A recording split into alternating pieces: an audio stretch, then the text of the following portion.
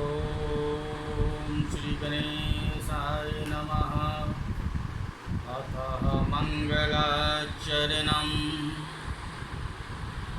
लक्ष्मीं करोति निर्तरान्नपेकछम्। अहं गीर्यं साक्षिशिखा प्रबालम्। हेरम्बम्बरूजम्बरचौजनिघ्नं विघ्नादिभेदशतधारधुरं धरं नः। नामं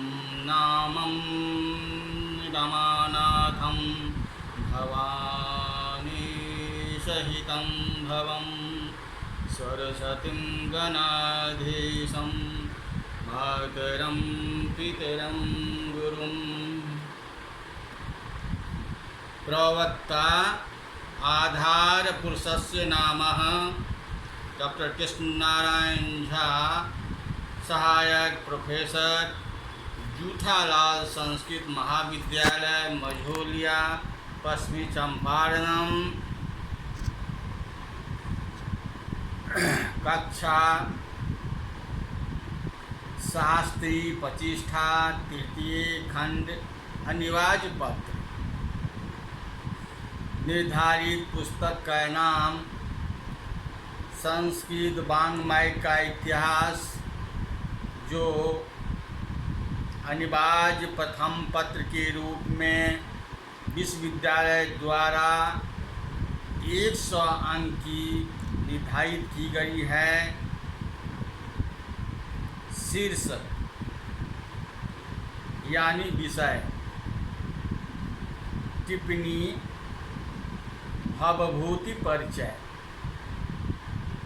पूर्व व्याख्यान में टिप्पणी के रूप में बाणभट्ट के बारे में आप लोगों को बताए थे। आज के व्याख्यान में संस्कृत वाङ्मय इतिहास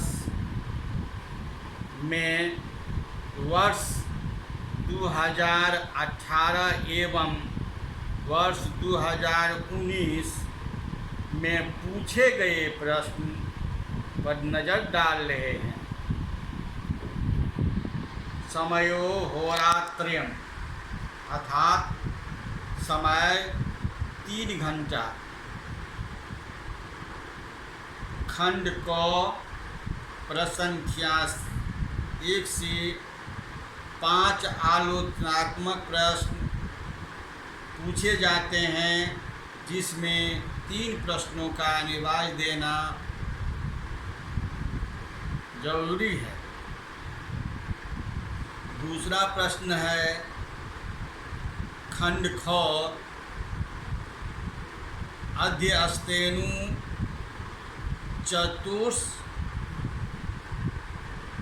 टिप्पणी लेख्या। इस खंड ख से 6 टिप्पणी पूछे जाते हैं, जिसमें 4 का जवाब देना, उत्तरम देना अनिवार्य होता है। और तीसरा प्रश्न है खंड ग, जो खंड ग के रूप में जाने जाते हैं। अधो अस्मिन् लिखितानां प्रश्नाः शुद्धमूत्रम अर्थात शुद्ध उत्तरम लिखत। यह 20 अंक के 10 प्रश्न पूछे जाते हैं, जो वैकल्पिक दिया जाता है और उसमें शुद्ध उत्तर आपको चुनकर देना पर विश्वविद्यालय द्वारा पूछे जाते हैं। आज का पाठ है टिप्पणी भवभूति परिचय। भवभूति विदर्भ देश यानी आधुनिक बरार के पदमपुर के निवासी थे। भवभूति विदर्भ देश के पदमपुर के निवासी थे। ये काश्यप गोत्र तथा कृष्ण यजुर्वेदीय की 33 शाखा के मानने वाले महाराष्ट्र ब्राह्मण थे। इनके पितामह का नाम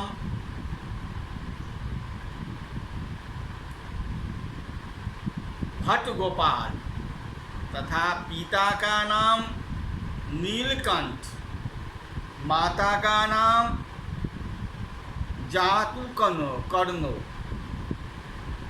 तथा इनका व्यक्तिगत नाम था श्रीकंठ।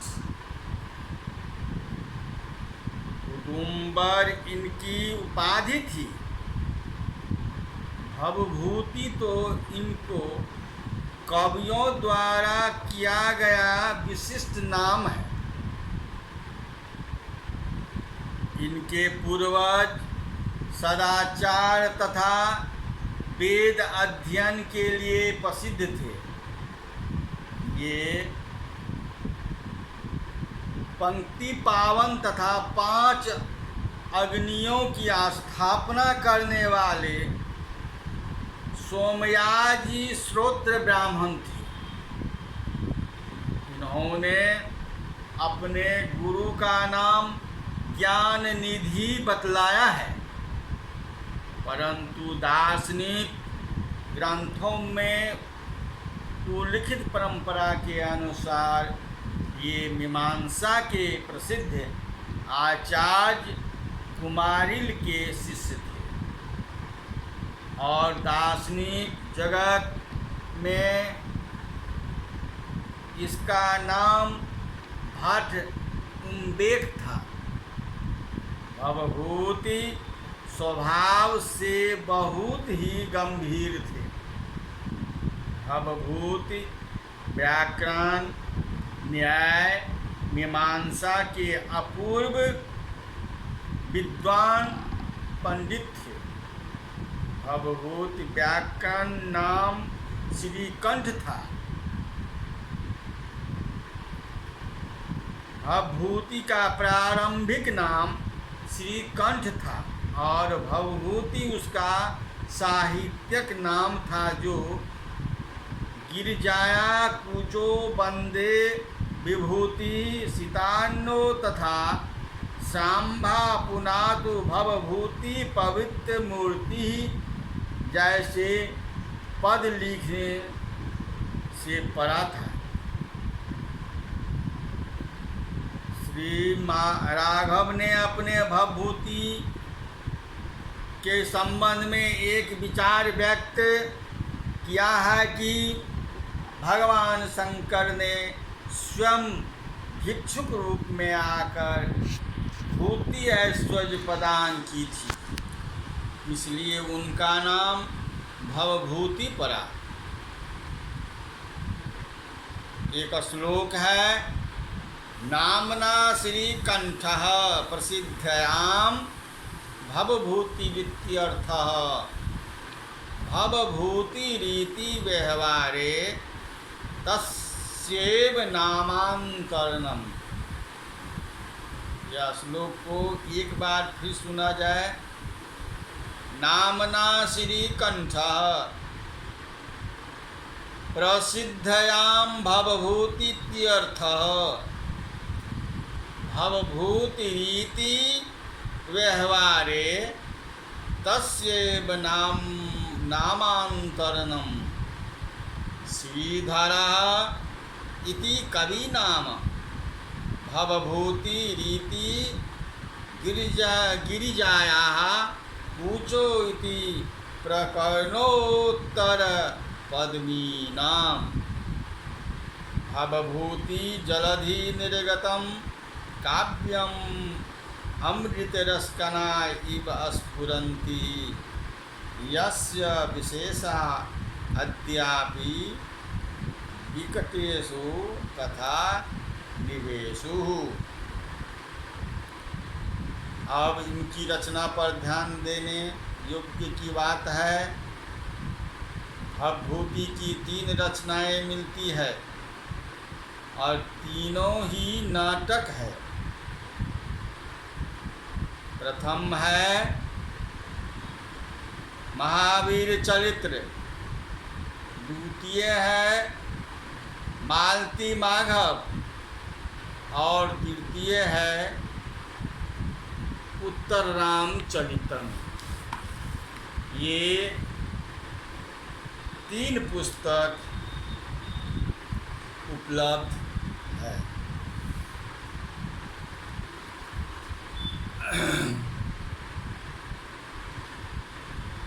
विद्वानों में मतभेद है कि उत्तर रामचरित को प्रायः सभी आलोचक कवि की अंतिम कृति मानते हैं, किंतु श्री रे का मत है कि मालती माधव कवि की अंतिम रचना है। परंतु रे महोदय का मत है युक्ति संगत प्रतीक नहीं होता। महावीर चरित और मालती माधव के रचना क्रम के विषय में पर्याप्त मतभेद है। पंडित डोडरमल, डॉक्टर भंडाकर, चंद्रशेखर पांडे आदि महाचरित्र को कवि की प्रथम कृति मानते हैं। डॉक्टर कीथ का भी ऐसा ही विचार है कि परंतु ये निश्चित रूप से कोई व्यवस्था देने को तैयार नहीं है। भवभूति के अन्य अनेक रचनाएं की होगी जिनका उचित सम्मान नहीं हुआ, तथा उन्होंने मालती माधव प्रकरण की रचना की, जिसमें अपने आलोचकों के प्रति उनकी खीज स्पष्ट व्यक्त हुई है, किंतु उसका ही अधिक सम्मान नहीं हुआ। तब ये रामचरित्र की ओर उन्मुख हुए और प्रारंभिक आलोचनात्मक के बाद अपने जीवन में ही एक उच्च कोटि के कलाकार की ख्याति प्राप्त करने में सफल हुए।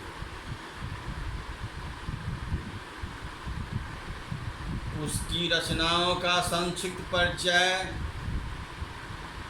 मैं दे रहा हूँ। प्रथम है मालती माधव। मालती माधव पुस्तक 10 अंकों का प्रकरण है। इसमें मालती और माधव के प्रेम और विवाह की काल्पनिक कथा चित्रित की गई है।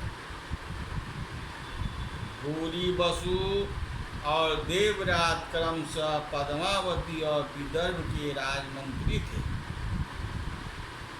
उन्होंने यह प्रण किया था कि अपने पुत्र पुत्रियों का परस्पर विवाह करेंगे।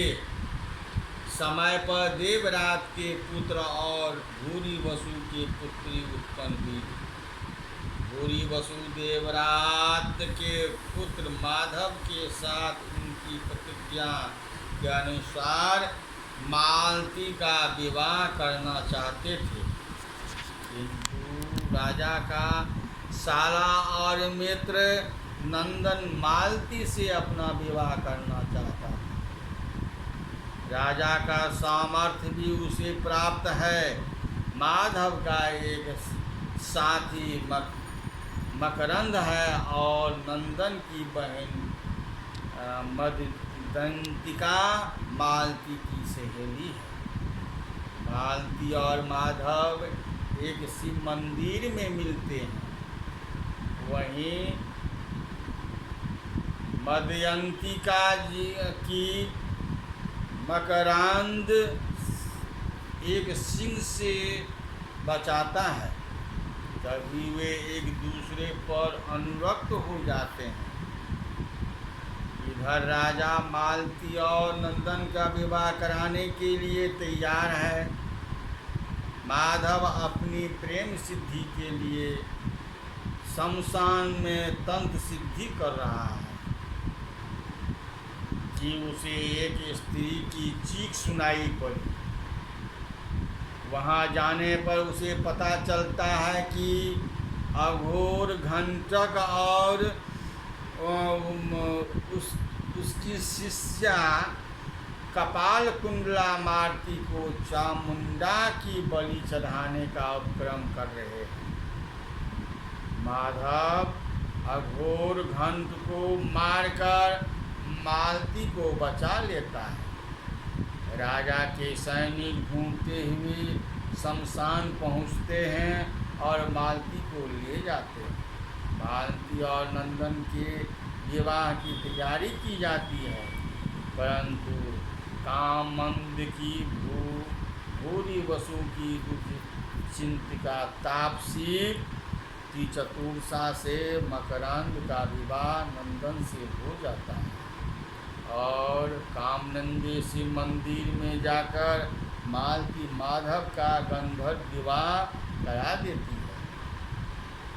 इधर प्रथम मिलन के अवसर पर मकरंद नंदन को पीट देता है। नंदन वहाँ से चला जाता है। मदयंतिका अपनी भाभी को समझाने जाती है, पर उसे अपना प्रेमी जानकर उसके साथ भाग जाती है, परंतु सैनिकों द्वारा मकरंद पकड़ लिया जाता है। वह यह सुनकर माधव मालती को छोड़कर अपने मित्र की सहायता करने के लिए चल पड़ता है। इसी बीच अपने गुरु का बदला लेने के लिए कपाल कुंडला मालती को चुराकर श्री पर्वत पर ले जाते हैं। उधर सैनिकों और माधव मकरनंद का भयंकर युद्ध होता है। राजा उनकी वीरता से प्रसन्न होकर उसे छोड़ देता है। माधव मकरंद के साथ चिकित्सावस्था में विंध्य पर्वत पर मालती की खोज में घूम रहा है। वहीं कामनंद की शिष्या सौदामिनी को बतलाती है कि मालती उसकी कुटिया में सुरक्षित है। इस समाचार को मकरंद भूरी वसु मदयंतिका आदि को देता है। बाद में मालती माधव के मिलन के साथ ही मकरंद मदयंतिका का विवाह संपन्न हो जाता है। मालती माधव की रचना में कवि को बहुत संभव है बृहत कथा अथवा अन्य लोक कथाओं से प्रेरणा मिली। कुछ विद्वानों की संपत्ति के भास के आभिमारक का मालती माधव पर प्रभाव पड़ा है। वस्तु योजना की दृष्टि से मालती माधव कथा बहुत बेसिक है। लंबे लंबे समास और संवाद उनकी नाटकीय व्याघात उपस्थित करते हैं। महाकवि भवभूति का द्वितीय रचना पुस्तक है महावीर चरित्र। यह 7 अंकों का नाटक है। इसमें रामचंद्र जी के राज्याभिषेक तक की घटनाओं का वर्णन है। मालती माधव की उपेक्षा यह नाट्य अधिक संगठित है। कवि ने इसमें अनेक नवीन कल्पनाएं की हैं। प्रारंभ में ही राम सीता विवाह का अभिलाषी चित्रित करके कवि ने नाटक में संघर्ष की अवतारणा कर दी है। रामचंद्र जी धनुष तोड़कर सीता जी से विवाह करते हैं। रावण अत्यंत क्रुद्ध होता है। उसका मंत्री माल्यवान अपनी कूटनीति का प्रयोग करता है।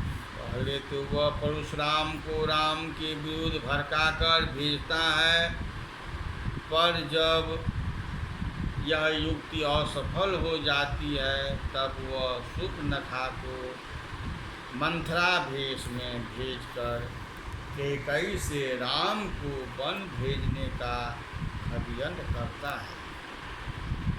बाली राम से युद्ध करने जाता है और मारा जाता है। अंत में सुग्रीव की सहायता से लंका पर चढ़ाई करते हैं और रावण वध के अत्यंत पुष्पक विमान से राम अयोध्या लौट जाते हैं। महावीर चलित मालती माधव से अधिक रखा हुआ होने पर भी वर्णनों की अधिकता सटीक चलित चित्रण के अभाव में मनोवैज्ञानिक विश्लेषण की न्यूनता के कारण प्रथम श्रेणी का नाटक नहीं कहा जा सकता। भवभूति का रचना तृतीय रचना। महाकवि भवभूति का तृतीय रचना है उत्तर रामचरित। भवभूति का सर्वश्रेष्ठ नाटक है। इसमें कवि ने अपनी कल्पना का प्रयोग करके अद्भुत सृष्टि की है। इसमें 7 अंक हैं और इसमें रामचंद्र के उत्तर चरित का वर्णन है। यह महावीर चरित का उत्तर भाग ही समझा जा सकता है। प्रथम अंक में राम को दुर्मुख नामक दूत से सीतावाद विषयक सूचना मिलती है और ये प्रजारंजन के लिए उनका त्याग कर देते हैं। इसकी भूमिका बड़े ही कौशल के संयोजित की गई है। चित्र दर्शन के अवसर पर स्वयं सीता गंगा जी का दर्शन करने की इच्छा व्यक्त करती है और गंगा दर्शन के लिए उनका जाना अनजाने में ही राम से बिछुड़ जाना होता है। दूसरे अंक का प्रारंभ 12 वर्ष के बाद होता है। आत्रेयी नामक तापसी तथा वासंती नामक वन देवी के संभाषण से हमें ज्ञात होता है कि राम ने अश्वमेध यज्ञ का आरंभ कर दिया है और महर्षि वाल्मीकि किसी देवता के द्वारा सौंपे गए 2 प्रबल बुद्धि बालकों का पालन कर रहे हैं। राम दंडकारण्य में प्रवेश कर शूद्र मुनि का वध करते हैं। तृतीय अंक में तमसा और मुरला 2 नदियों के वार्तालाप से ज्ञात होता है कि परित्यक्त होने के अंतर्गत सीता जी का प्राण विसर्जन करने के लिए गंगा जी में कूद पड़ी और वहीं उन्होंने लव कुश को जन्म दिया। गंगा जी ने उनके पुत्रों की रक्षा करके वाल्मीकि जी को समर्पित कर दिया। आज उनकी 12वीं वर्षगांठ है, इसलिए भगवती भागवती ने सीता जी को आज्ञा दी है कि वे अपने कुल के उपास्य देव भगवान सूर्य की उपासना करें। उन्हें भागीरथी का वरदान है। उन्हें पृथ्वी पर देवता भी नहीं देख सकते। अब पुरुषों की तो बात ही क्या। गंगा जी को यह बात ज्ञात है कि अगस्त आश्रम से लौटते समय रामचंद्र जी पंचवटी के दर्शन अवश्य करेंगे। कहीं ऐसा न हो कि पूर्वानुभवी दृश्यों का स्मरण करके वे विक्षिप्त चित्र हो जाएं। इसलिए उन्होंने सीता जी को राम का दर्शन करने की योजना बनाई और उनकी देखरेख के लिए उन्होंने उनके साथ भेजा। उसके अंतर्गत भगवान रामचंद्र जी का प्रवेश होता है। वह पंचवटी प्रवेश में वन देवी वासंती के साथ पूर्वानुभूत दृश्यों को देखकर सीता जी की स्मृति से अत्यंत व्याकुल होते हैं। सीता अदृश्य रूप में उन्हें स्पर्श करके प्रबुद्ध भी करती है। छाया नामक एक तृतीय अंक में सीता के हृदय की शुद्धि हो जाती है और चतुर्थ अंक में वाल्मीकि आश्रम में मिलन हो। वाल्मीकि आश्रम में जनक, कौशल्या, वशिष्ठ आदि का आगमन होता है। कौशल्या और जनक का मिलन होता है। वहीं एक क्षत्रिय बालक को देखते हैं। अन्य ब्रह्मचारियों द्वारा रामचंद्र जी के यज्ञावश की सूचना सुनकर भाग जाता है। 5वें अंक में यज्ञाश्वर के रक्षक चंद्र हेतु से लव का वाद विवाद होता है। वे युद्ध करने के लिए तैयार हो जाते हैं, जबकि इसमें एक दूसरे के प्रति प्रेम उभरता है। और 6ठे अंक में रामचंद्र जी के आ जाने से युद्ध रुक जाता है। कुश की सूचना पाकर आ जाता है। और 7वें अंक में एक गर्भांग नाटक का प्रयोग होता है। वहीं वाल्मीकि योजना से सीताराम का मिलन होता है।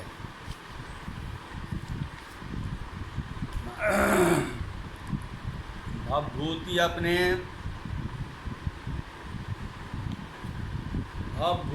अपने व्यक्तित्व और पांडित्य की दृष्टि से संस्कृत साहित्य की अनुपम निधि है। वाणी को अपने संकेत पर नचाने वाली कतिपय अंगुलीय गण्य विभूति में उसकी गणना की जाती है। मानव भावों को विश्लेषण में, प्रकृति चित्रण में, कथा के कल्पना की उड़ान में, रस की अवतारणा में, विशुद्ध प्रेम के चित्रण में भवभूति का स्थान बहुत ही उच्च है। ऐसी शैली में भाषा और भाव का अद्भुत सामंजस्य है। उनकी भाषा विषयानुसारणी है।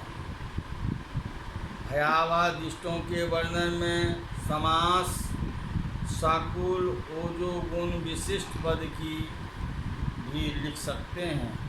कोमल प्रसंगों में असम्मत और सरल रचना भी कर सकते हैं। गौड़ी रीति के सम्राट होने पर भी वैदर्भी के उपकरण हैं। और ये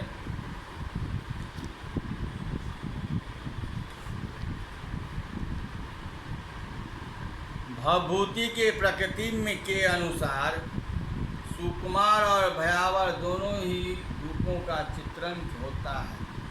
तीनों नाटकों में प्रकृति के चित्रण को उन्होंने प्रमुख स्थान दिया है। कालिदास ने अपनी रचनाओं की प्रकृति के मृदुल मांसल रूप के वर्णन किए हैं, किंतु भवभूति ने उनके दोनों पक्षों को विस्तार से वर्णन किया है। मैं आज टिप्पणी के रूप में भवभूति परिचय एवं उनके रचना स्तुतिकाल के बारे में जानकारी दिए हैं। मैं आशा करता हूँ इस YouTube माध्यम से आप लोग ज़रूर लाभ उठाएंगे। मेरे व्याख्यान से इति संपूर्णम।